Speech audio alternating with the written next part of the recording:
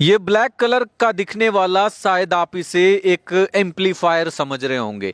दरअसल ये एम्पलीफायर नहीं है, ये एक ऐसा डिवाइस है जिसमें एक बार में लगभग 256 सिमें डाली जाती हैं और जब भी कोई विदेश से इस डिवाइस पर कॉल करता है तो इस डिवाइस से किसी इंडिया में किसी व्यक्ति के पास लोकल नंबर से कॉल जाती है, जिसके बाद कोई भी डिजिटल अरेस्ट का शिकार हो जाता है। और ऐसा ही शिकार हुआ है कुरुक्षेत्र का रहने वाला 83 साल का रिटायर्ड फौजी, जिसके खाते से 78 लाख रुपए गायब हो जाते हैं। दरअसल धर्मनगरी कुरुक्षेत्र में और कुरुक्षेत्र पुलिस को एक बहुत बड़ी कामयाबी हाथ लगती है।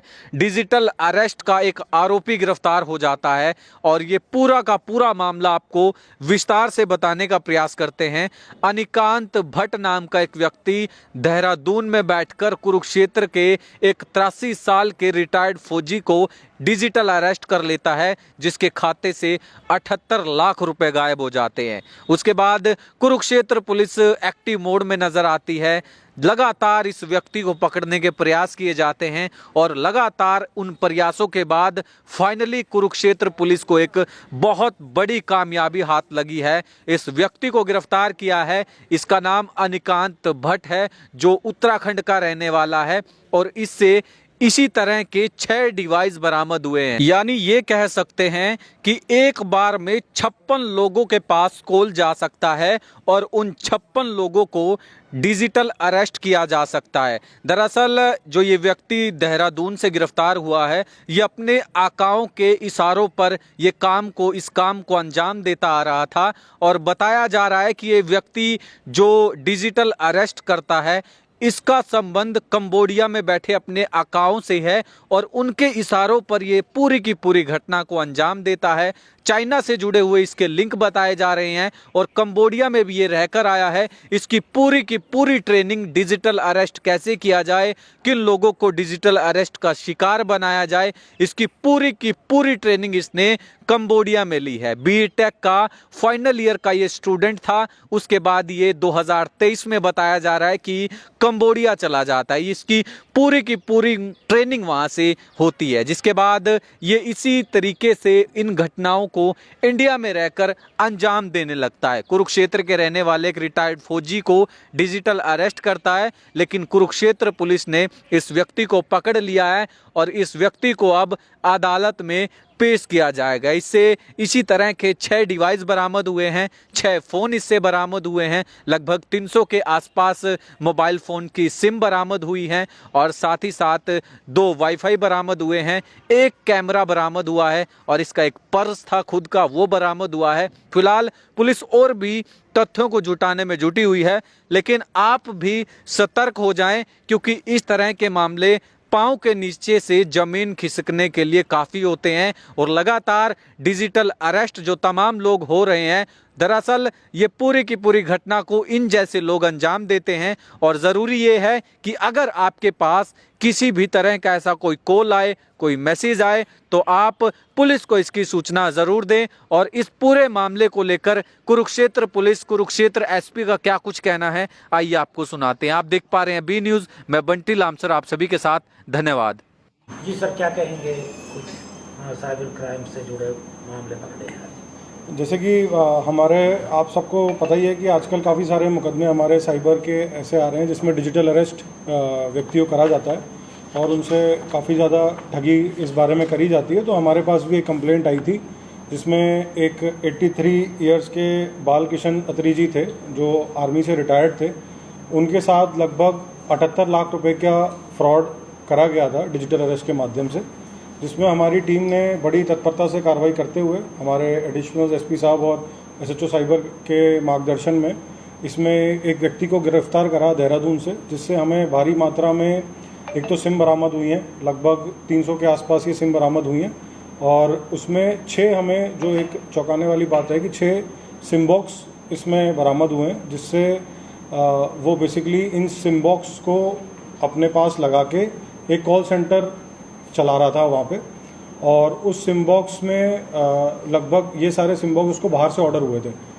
जो कैम्बोडिया में इसके तार जुड़े हुए हैं, ये व्यक्ति 2023 में और 2024 में इससे पहले भी डिजिटल फ्रॉड में संलिप्त रहा है साइबर क्राइम में, और ये कंबोडिया से काफ़ी सारे अपने इस तरीके के पैतरे सीख कर आया था और इसको यही काम अब यहाँ पे करना था, जिसमें इसने कॉल सेंटर चालू करा। 6 बड़े बड़े सिम बॉक्स जो आते थे एम्पलीफायर के बक्से में बंद होके आते थे ये, कि ताकि किसी को भी किसी प्रकार का शक नहीं हो कि ये इसके अंदर सिम बॉक्स है, और उसको इलीगली एक टेलीफोन एक्सचेंज को ऑपरेट करता था यहाँ पे, जिससे कि कोई भी इंटरनेशनल कॉल को इस सिम बॉक्स के माध्यम से वो लोकल लोगों को कॉल करता था। तो कॉल करने वाले तो कैम्बोडिया के होते थे, लेकिन लोकल लोगों को जो कॉल आती थी वो उनको लगता था कि इंडिया नंबर से ही कॉल आ रही है, लेकिन फ्रॉड करने वाले बाहर बैठे होते थे। तो इसके कनेक्शन काफ़ी चाइनीज़ से भी निकले हैं, और जो सिम ये मंगाता था अलग अलग जगहों से, दिल्ली से, लखनऊ से, मध्य प्रदेश से, और भी कई जगहों से मंगाता था। तो ये काफ़ी बड़ा इसका नेक्सस है, जो हम और भी इसमें लोगों को अरेस्ट करने का प्रयास कर रहे हैं। और इसके अलावा हमारी साइबर की टीम ने और भी एक और मुकदमा था, जिसमें इन्वेस्टमेंट के नाम से एक आदमी से ठगी करी गई थी, जिसमें हमने 4 बंदों को अरेस्ट किया है जोधपुर से। और इस प्रकार से हमारी टीम ने पिछले 3 दिनों में 5 साइबर क्रिमिनल्स अरेस्ट करें। और ये जो सिम बॉक्स वाली वारदात है ये काफ़ी इंपॉर्टेंट है, क्योंकि इसके तार कैम्बोडिया से जुड़े हुए हैं, और इससे हमें और भी काफ़ी सारे खुलासे आगे होंगे। तो कितने लोगों को इसने टारगेट किया सर, अब तक कुछ पता चला? देखिए, इसमें क्योंकि अभी एक्यूज़ को हमने अरेस्ट करा है, इसका हम रिमांड लेंगे और उसमें डिटेल इंटरोगेशन में ये सारी बातें आएंगी, कितने लोगों को टारगेट करा है। लेकिन क्योंकि इसमें मैग्नीट्यूड 6 सिम बॉक्स, लगभग 300 सिम कार्ड, 2 इंटरनेट राउटर, और ये भी बताया गया है इसके द्वारा जो प्रिलिमिनरी इंटरोगेशन करी है उसमें, कि इसको वो लोग कैमरे के थ्रू मॉनिटर करते थे। इसकी सारी एक्टिविटी को वो कैमरे के थ्रू देखते रहते थे और इस पर नज़र रखते थे कि ये इसको जो काम निर्धारित करा गया है ये ठीक प्रकार से कर रहा है कि नहीं कर रहा है। तो इस प्रकार से काफ़ी हमारी टीम ने काफ़ी अच्छा इसमें काम किया है, और हम इसमें लगातार प्रयास कर रहे हैं कि जो डिजिटल अरेस्ट के हमारे जितने भी केसेस होते हैं उनमें हम तुरंत कार्रवाई करें। और आप लोग के माध्यम से भी मैं लोगों को यही बताना चाहूँगा कि डिजिटल अरेस्ट नाम की कोई चीज़ नहीं होती है। पुलिस के पास कोई ऐसी पावर नहीं है कि हम किसी को डिजिटली अरेस्ट कर पाएँ। तो अगर आपके पास इस तरह की कोई कॉल आती है, या आपको लोग इस तरीके से डिजिटल अरेस्ट के नाम से आपको अगर अपने कैप्टिविटी में रखते हैं 1 महीने, कुछ लोग जैसे ये जो व्यक्ति थे इनको लगभग 25 से 30 दिन तक बोला गया कि ये डिजिटल अरेस्ट है, और ये बैंक से इन्होंने पैसे भी ट्रांसफ़र करे और काफ़ी सारी चीज़ें करी। तो ये मैं आप लोग को बताना चाहता हूँ कि लोगों को भी ये बात पता चले कि डिजिटल अरेस्ट नाम की कोई चीज़ नहीं होती, और इसमें कोई भी इस तरीके जाल में नहीं फंसे। कितने आरोपी हैं? इसमें जो हमारा डिजिटल अरेस्ट का मामला है, इसमें अभी हमने 1 आरोपी को अरेस्ट करा है, लेकिन इसके तार हमें अभी MP, दिल्ली, लखनऊ और कुछ देहरादून के और मिले हैं, जिन पे अभी हम काम कर रहे हैं, टेक्निकल काम कर रहे हैं। और जो हमारे दूसरा मुकदमा है उसमें 4 आरोपी जोधपुर के हैं, जिनकी एज लगभग 24 से 25 साल की है, जिनका वही काम था कि वो अपने अकाउंट, बहुत सारे अकाउंट्स को बेचने और ख़रीदने का काम करते थे, और काफ़ी लार्ज स्केल पे काम करते थे। जैसे आपने बताया कि कंबोडिया से इसके तार जुड़े हैं, क्या ये विदेश यात्रा कर चुका है? हाँ जी, जैसा कि मैंने बताया कि 2023 में और 24 में इसने कंबोडिया में ये गया है, और वहाँ पे इसने जो कंपनी थी वहाँ की, वो इसको पेमेंट भी करती थी इसका काम करने के लिए। तो वही कंपनी जो साइबर फ्रॉड में इन्वॉल्व है, वही कंपनी इसको यहाँ पेमेंट करती थी कि वो अपना एक जो कॉल सेंटर है वो यहाँ पे भी चला के ज़्यादा से ज़्यादा लोगों को फ्रॉड कर सकें। ये ज़्यादा विदेशी कॉल को लोकल बना देता है, किसी और आपराधिक घटनाओं में शामिल हो सकता है। विदेशी कॉल को लोकल बना देते हैं, फिरौती की कोई आतंकवादी घटना नहीं, अभी वो कोई ऐसा एंगल इस बात पे समझ में नहीं आया है, लेकिन हम उस एंगल पे भी बिल्कुल कार्रवाई कर रहे हैं, हम उसको भी देखेंगे। लेकिन ये प्राइमरली जो है ये साइबर फ्रॉड का ही मामला था, और ये साइबर जो अभी प्राइमा फेसिया जो लगा है साइबर क्राइम से रिलेटेड ही। कितने लोगों को अब तक इन्होंने शिकार बनाया? जैसा कि मैंने आपको बताया कि अभी हमने इसका रिमांड हम कोर्ट से लेंगे, और इसमें जो भी आगे एनालाइज करके हमारे पास I4C से भी डेटा आता है कि कितने लोगों का उसने फ्रॉड करा है, वो भी हम जांच करेंगे। लेकिन इसमें काफ़ी बड़ा मैग्नीट्यूड निकलेगा, कुछ कैश मिला? क्योंकि ये जो अकेला फ्रॉड था एक व्यक्ति के साथ जो करा था, 78 लाख रुपए का था। मोस्ट प्रॉब्ली जो फ्रॉड के शिकार होते हैं वो शिकायत नहीं करते, उन लोगों के लिए आप क्या अपील? देखिए, मैं सभी से यही बोलना चाहूँगा, बार बार हम हर जो भी हमारी अवेयरनेस कैंपेन होती है उसमें ज़रूर बताते हैं कि किसी के साथ भी कोई भी साइबर फ्रॉड होता है तो 1930 कॉल जो नंबर है हमारा, उस पर ज़रूर कॉल करके आपके साथ कोई भी साइबर फ्रॉड हुआ हो तो उसको बताएं, क्योंकि अगर जैसे ही आपके साथ कोई साइबर फ्रॉड होता है और आप अगर 1930 पे कॉल कर देते हैं तो उसकी बहुत ज़्यादा चांसेस होती हैं कि वो पैसा वहीं पे रुक जाता है और हम आपको पैसा दिला सकते हैं। ठीक है, तो मैं आपके माध्यम से जो हमारा 1930 हेल्पलाइन नंबर है वो दोबारा लोगों को बताना चाहूँगा कि इस पर ज़रूर जैसे ही साइबर फ्रॉड होता है वेट नहीं करें। आपको लगा कि आज आपके साथ आज फ्रॉड हुआ है तो विद इन एन आवर आप कोशिश करें कि आप 1930 पे कॉल करें, ताकि आपका जो भी पैसा है वो हमारे सिस्टम में फ्रीज हो जाता है और इसको हम इमीडिएटली आपको दिलवा सकते हैं। सर कुछ कैश मिला इनसे, कुछ बरामद हुआ? देखिए अभी वही हमने जो रिमांड इनका लेंगे उसमें हम इनके जितने भी ठिकाने हैं सभी पर रेड करी जाएगी और उसमें जो कार्रवाई आगे आएगी आपको तो सर मशीन मिली है इनके पास से, उसको मिनी एक्सचेंज भी कह सकते हैं सर? बिल्कुल जी, बिल्कुल मिनी एक्सचेंज की तरह ही ये काम करते हैं। ये बड़े सोफिस्टिकेटेड बॉक्सेस होते हैं, हर किसी को इसका एक्सेस नहीं होता, बल्कि ये जो हमारा इंडियन टेलीग्राफ एक्ट है उसकी भी वायलेशन है।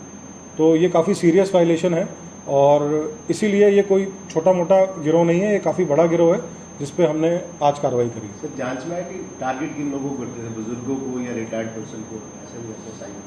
देखिए जैसा कि मैंने आपको इनकी प्रोफाइल बताई, जो हमारे कंप्लेनेंट थे ये बुजुर्ग भी थे और कहीं ना कहीं इसमें ये चीज़ ज़रूर लगती है कोई ना कोई बैंक ऑफिशियल भी इन्वॉल्व हो सकते हैं जो इस तरीके का डेटा साइबर फ्रॉडस्टर्स के साथ शेयर करते हो। तो उस पहलू पे भी हम बिल्कुल जांच करेंगे कि जो हमारे कंप्लेनेंट थे उनकी इन्फॉर्मेशन इन साइबर फ्रॉडस्टर्स तक कैसे पहुंची। सर जो ये मोबाइल सिम्स निकली हैं इनकी खुद की आईडी पे हैं या किसी और? नहीं, ये सारी बिल्कुल अलग अलग आईडी से हैं। मतलब इनका काम ही यही है कि ये मतलब जो लेबर तबका होता है या फिर और जो वर्कर्स होते हैं उनकी आईडीज़ बनवा के इकट्ठी खरीदते हैं और इकट्ठी इन लोग को बेचते हैं और फिर ये लोग उसका मिसयूज़ करते हैं। अकाउंट की बात करें, बैंक अकाउंट जैसे ये दूसरों को यूज करते हैं कि अपने देखिए ट्रांसफर करते हैं पैसा? देखिए जो बैंक अकाउंट्स होते हैं वो भी जिस तरीके सिम कार्ड फर्जी होते हैं उसी प्रकार से बैंक अकाउंट्स भी मोस्टली म्यूल अकाउंट्स ही होते हैं।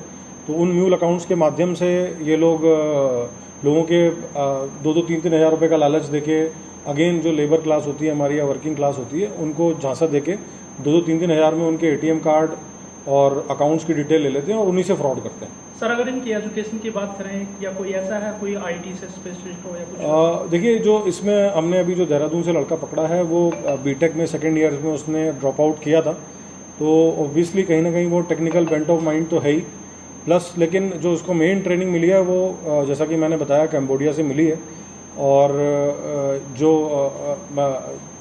उधर भी उसने इसी टाइप के जो फ्रॉड्स होते हैं कि लोगों को बहला फुसला के पहले तो उनसे जैसे बातचीत करते हैं, जो हमारी मैट्रिमोनियल साइट्स होती हैं उन पे लोगों से बातचीत करते हैं, फिर एक बार जब आपस में उनकी बातचीत हो जाती है 1-1.5 महीने, फिर उनको इन्वेस्टमेंट के लिए फोर्स करते हैं।